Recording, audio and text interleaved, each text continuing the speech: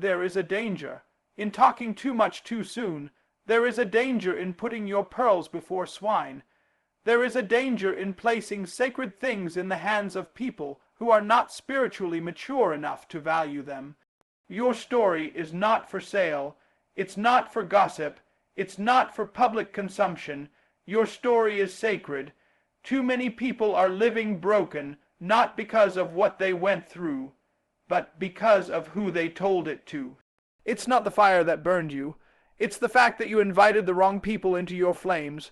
When you share something as personal as your pain, your trauma, your victories, or your vision, you are opening the vault to your soul. And you must understand that vault was not made to be unlocked by everyone. You've got to treat your story like a priceless jewel. Not everyone has clean hands. Not everyone is ready to hold what you carry. Just because someone listens to you doesn't mean they honor you. Just because someone says, "I'm here for you," doesn't mean they're assigned to your healing. Some people will hear your struggle not to help you, but to store it away for later, like ammunition. They'll nod while you speak, then twist your story when you're not in the room. You must recognize the difference between safe ears and curious ears. There are people who want to hear what you've been through only to satisfy their curiosity, not to strengthen your journey. When you share what's holy with someone who is not consecrated for your assignment, you desecrate what God is doing in your life. You invite contamination into a space that should be clean, and I came to tell you today, your process is holy ground.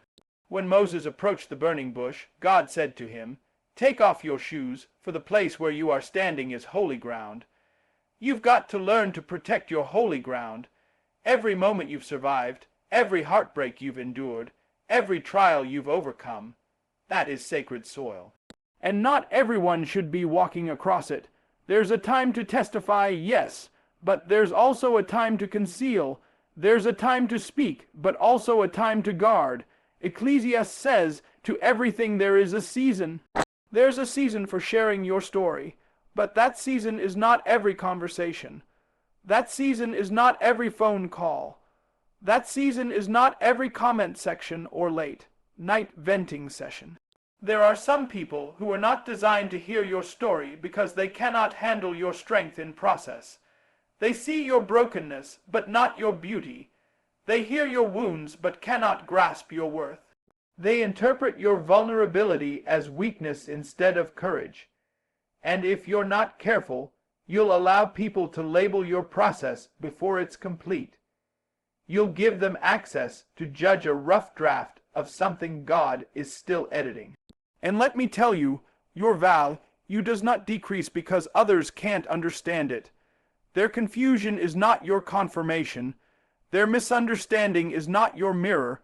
What they don't recognize about you does not define you. You've got to learn the art of internal validation. You've got to be strong enough to carry what God gave you without always needing to announce it. Jesus healed in secret places.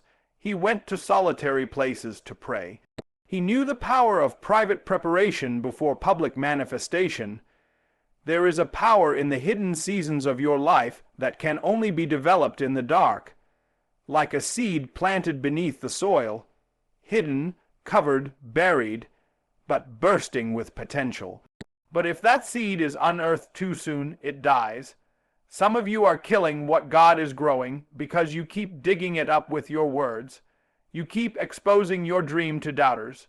You keep sharing your healing with people who only remember your pain. You keep putting your pearls in the wrong hands, and you wonder why it feels like you're stuck. It's not that God stopped moving. It's that you keep pulling back the curtain before the show is ready. You want to be understood, but your story isn't meant to be understood by everyone. It's meant to be lived by you, honored by the few, and used by God. So protect it. Speak it when God says speak it. Share it when it lifts, not when it leaks. Offer it when it heals, not when it hemorrhages. And most of all, know that your story is not something to be handed out like a flyer. It is a sacred, divine record of how heaven touched earth in your life. The people who truly matter won't need all the details to see your growth. They'll know by your fruit. They'll feel the anointing in your presence. They'll witness your transformation even if they never heard your testimony. Because at the end of the day, your story, your real, raw, holy, God-ordained story, is not public property. It's sacred, so walk with it, honor it, and protect it, because the story isn't over yet. Before God delivers you from the pit, he will often test what's in your circle. Before he elevates you, he evaluates who's walking with you. Deliverance is not just about pulling you out of something. It's about preparing your surroundings to sustain the blessing he's about to pour out. And for that reason, discernment must come before deliverance. You cannot enter a new season with old company. You cannot expect divine outcomes with reckless associations. If you do not learn how to discern, you will misplace your trust, misinterpret your pain, and delay your breakthrough. Some of us are frustrated with where we are, not because God hasn't moved, but because we haven't learned how to filter what's around us. We keep inviting broken voices into sacred places. We keep allowing spiritual clutter into divine conversations. We hand our purpose to people who haven't prayed in months and expect clarity. We expose our destiny to people whose vision doesn't even stretch past their own reflection.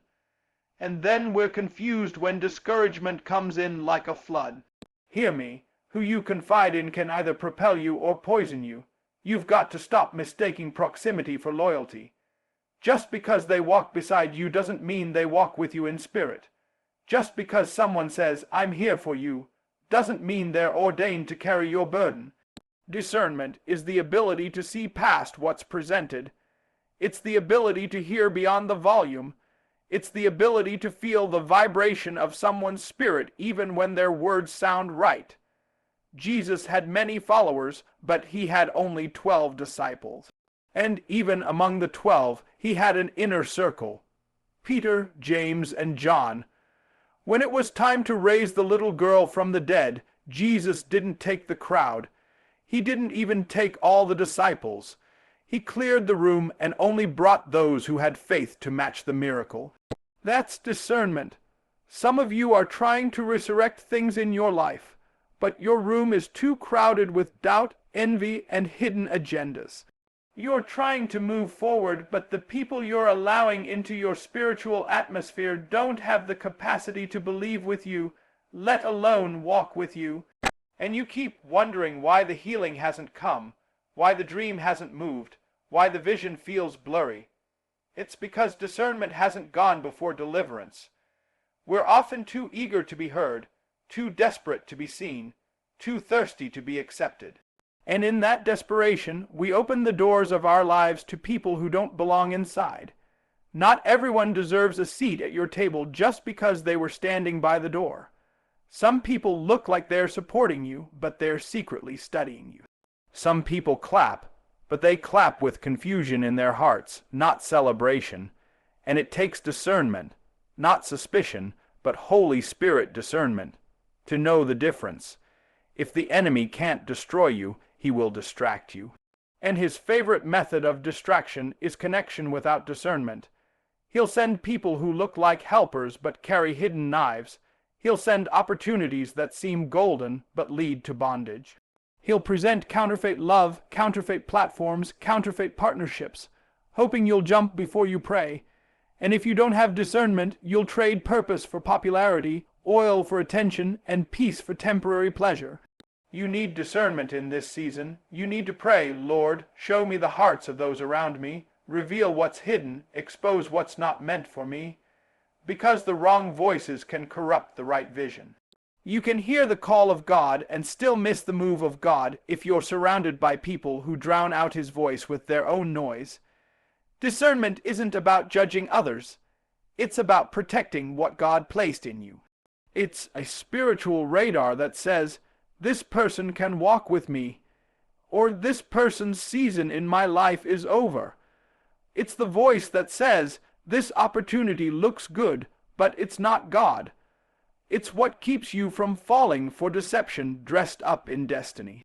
You must become a steward of your peace, a gatekeeper of your spirit. You can't afford to leak oil in this season.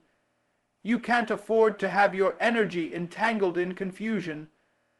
God is getting ready to open new doors, but some of us are still dragging people through old ones.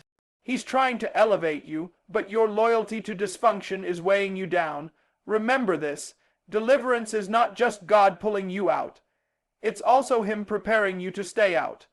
If you want lasting freedom, you need lasting discernment. You've got to be able to say no, not because you're bitter, but because you're focused. You've got to walk away from conversations, relationships, and circles that no longer carry the fragrance of your future. It's not personal, it's prophetic, because before God delivers you into your purpose, He will always test your discernment. Before He gives you greater, He'll ask, can you recognize what doesn't belong? Before the miracle, He'll see if you have the wisdom to clear the room. Discernment isn't optional, it's essential. It is the lens through which destiny becomes visible. So if you want to be free, truly free, not just from your past but into your future, ask God to sharpen your discernment. Because discernment always precedes deliverance. There is a cost to exposing what God is still shaping. When you open your mouth too soon, when you share the vision too early, when you unveil what's still being built, what you often receive in return is not support, but misunderstanding. What was meant to be nurtured becomes criticized. What was designed to be private becomes public entertainment. What was sacred becomes speculated. And the very thing God was doing in you begins to be questioned, not because it's wrong, but because it's not yet ready to be revealed. Premature exposure is dangerous. It places unfinished work under unqualified scrutiny. You must understand, everything God shows you isn't for immediate release. Just because you see it doesn't mean you should speak it. Just because you feel it doesn't mean you should post it. Revelation without restraint leads to confusion, not clarity. When God gives you a glimpse of your destiny, it is often a preview, not a presentation. And what's wrong with many of us is that we try to present what was meant to be preserved. Look at Joseph. God gave him a dream, a powerful dream. He saw the future, he saw influence, he saw favor, but he told it too soon to the wrong people. His brothers didn't see a dream, they saw a threat, and because he exposed what was still being developed, he was thrown into a pit. Now, God used it, God turned it, God elevated him despite it, but Joseph's pain began with premature exposure. Some of the betrayal you faced wasn't because people were evil, it's because you gave them access to something they weren't equipped to handle. You showed them the construction site, and they judged it like it was the grand opening. You handed them a seed, and they mocked it for not being a tree. They misunderstood the process because they didn't see the promise behind it. People often judge what they don't understand. They criticize what's unfamiliar. They fear what they cannot control. And when you put your vision, your healing, your process in front of people who lack spiritual maturity, they will try to label it, limit it, and even laugh at it. Not because it's invalid, but because it's incomplete. There's a reason why Jesus healed people and then told them, "Tell no one." There's a reason he moved in silence, often withdrawing from the crowd. It wasn't because he lacked power, it's because power is not obligated to prove itself. Jesus understood the danger of timing. He said, "My hour has not yet come." He operated in divine rhythm, knowing that premature exposure could lead to premature crucifixion. You need to move like that. You need to protect your not yet. You need to steward your almost. You need to cover your in progress. Stop trying to explain yourself to people who are not assigned to your process. Stop opening your spirit to spectators who came to be entertained, not enlightened.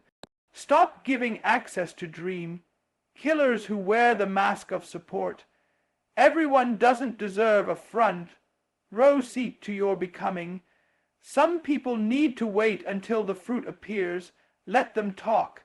Let them wonder. Let them misunderstand.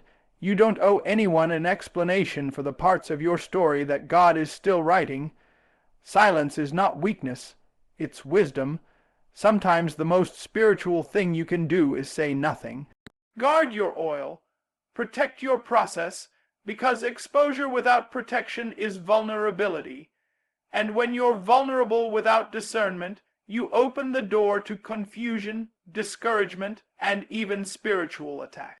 Let God finish the work before you present the work. Let Him develop the roots before you display the fruit. When a seed is buried, it's not dead, it's becoming. But if you dig it up every time you want validation, it won't have time to grow. You keep sabotaging your growth by pulling it out for inspection too early. Trust the process long enough to see the promise manifest. And hear this: God does not anoint what is prematurely exposed. He anoints what is properly prepared. Preparation is private. Preparation is painful. Preparation is necessary. When David was anointed, he didn't go straight to the palace. He went back to the field. There was still development. There was still testing. There was still warfare. He had the oil, yes, but he also had to wait for the right moment to be revealed. You've got to be willing to sit in obscurity while God finishes what He started in you. You've got to be comfortable being misunderstood, misjudged, even underestimated. Because those who misunderstand you now will witness the glory later, and when they see the final product, it won't need defending. Your results will speak louder than your reasoning ever could. Let God bring the unveiling. Let God do the revealing, because when it's time, no devil in hell and no hater on earth can stop what God is doing in your life. But until then, cover it, nurture it, protect it like the sacred thing it is. Because what you're carrying is holy, and holy things should never be exposed before they're ready. Let the misunderstanding come.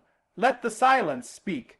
Let the delay develop. Because premature exposure may bring confusion, but divine timing will always bring clarity. There's something profound and spiritual about knowing when to be silent. The world has trained us to believe that silence is weakness, that if you don't speak, if you don't defend yourself, if you don't respond, you are somehow losing. But in the kingdom of God, silence is not surrender. Silence is not defeat. Silence is strategy. It is the language of the wise. It is the discipline of the spiritually mature. Sometimes the greatest battles are not won with a voice, but with restraint. You've got to understand that silence isn't the absence of thought. It's the fullness of control. It takes strength to hold your peace when everything in you wants to react. It takes maturity to say nothing when you could say everything.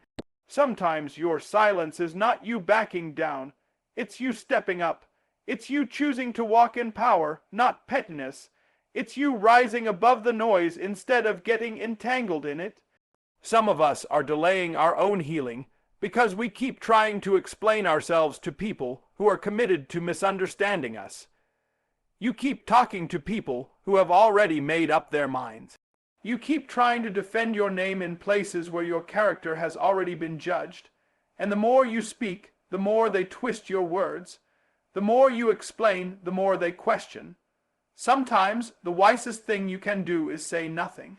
Let your fruit speak, let your actions speak, let your consistency speak. Even Jesus, when falsely accused, opened not his mouth. When they mocked him, when they lied on him, when they tried to entrap him with questions, he remained silent.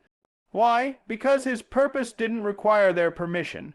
His silence was not passive, it was prophetic. He wasn't avoiding conflict, he was moving in confidence. He knew that arguing with fools does not elevate truth. He knew that trying to convince blind hearts is a waste of holy words. You don't have to clap back to prove your strength. You don't have to win every debate to validate your calling. You don't have to set the record straight for every rumor or address every accusation. When God is for you, silence becomes your shield. The Bible says the Lord will fight for you. You need only to be still. That's not just a suggestion, that's a command, because sometimes God does his best work in the stillness. And silence is not just protection, it's preparation. In silence, God sharpens your discernment. In silence, he builds your endurance. In silence, he reveals who's really for you and who's just around you. When you stop talking so much, you start seeing more clearly. When you stop reacting emotionally, you start responding spiritually. Silence makes room for revelation. Some of you are in a silent season right now. Not because God has forgotten you, but because He's preparing you. He's teaching you to hold your peace. He's teaching you that not every attack deserves a response. Not every door that shuts needs to be reopened. Not every departure needs to be explained. Let them go. Let it be. Let God speak for you in ways that your voice never could. And don't mistake silence for passivity. Silence is active obedience. It is the bold decision to choose focus over noise, purpose over pride, assignment over argument. It's saying, I know who I am. I know what God is doing. I don't have time to prove myself to people who were never assigned to walk with me.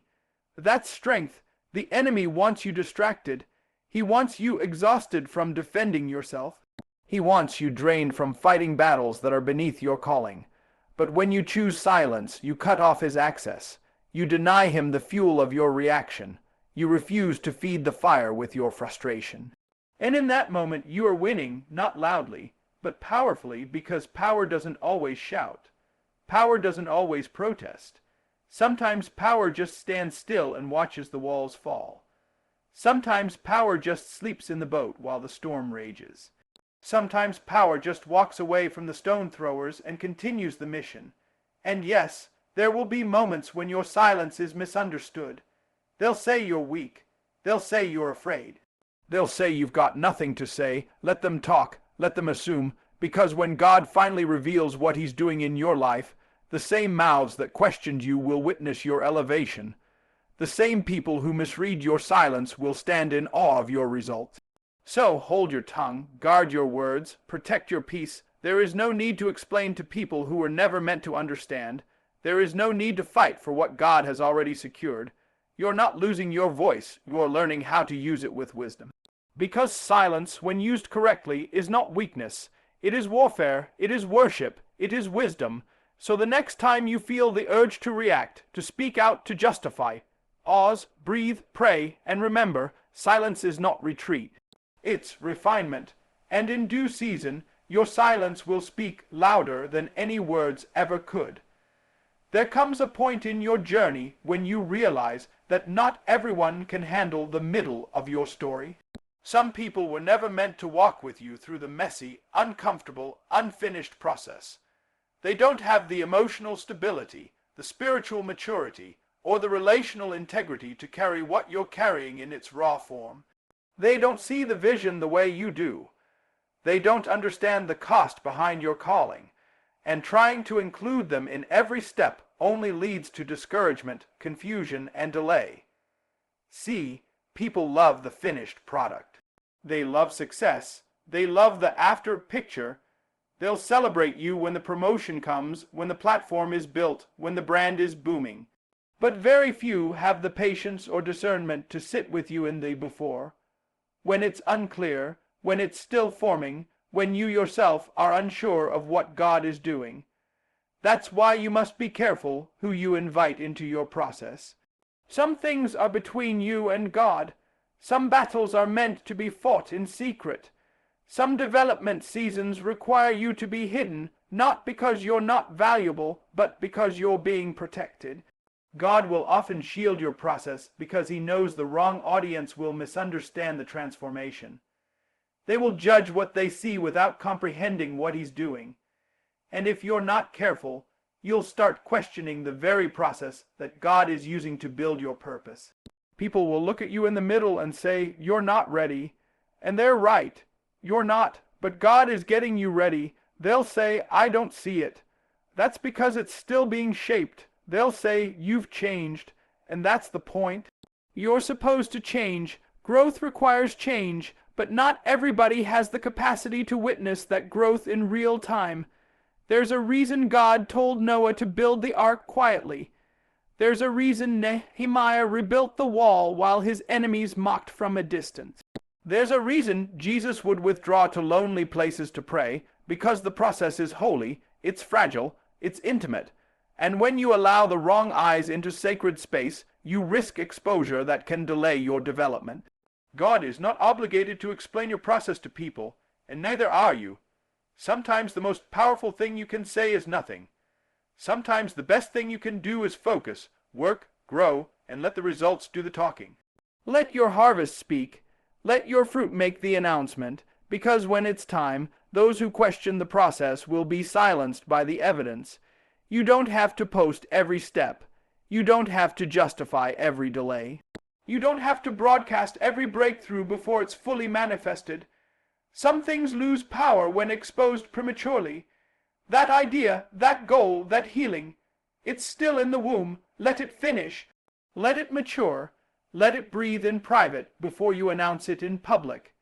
Too many dreams have died not because they weren't from God, but because they were overexposed. Too many people talk themselves out of purpose because they shared it with someone who didn't understand it. Someone who said, "That'll never work." Someone who said, "Who do you think you are?" Someone who couldn't see past your current state to recognize your future greatness. Hear me, their inability to see your process does not disqualify your progress. Just because they don't applaud doesn't mean God isn't approving. Just because they don't believe doesn't mean God isn't building. You don't need a cheering section when you have a calling. You don't need public confirmation when you have private communion with God. Learn to embrace the silence of the process. Learn to value the season when nobody knows your name. Learn to trust God even when no one else understands what He's doing in your life.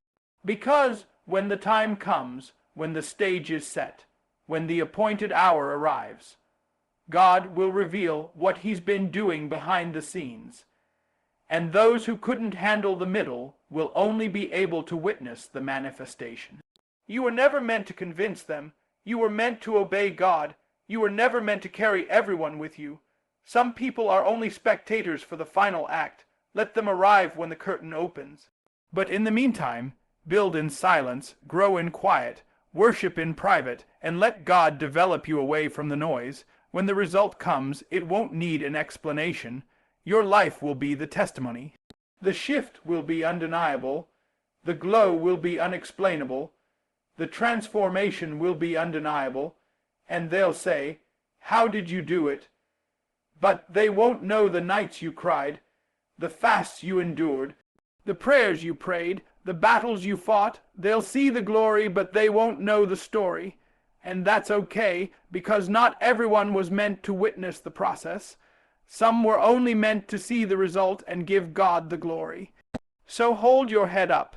Keep working. Stay focused, because the process is for you, but the result is for them.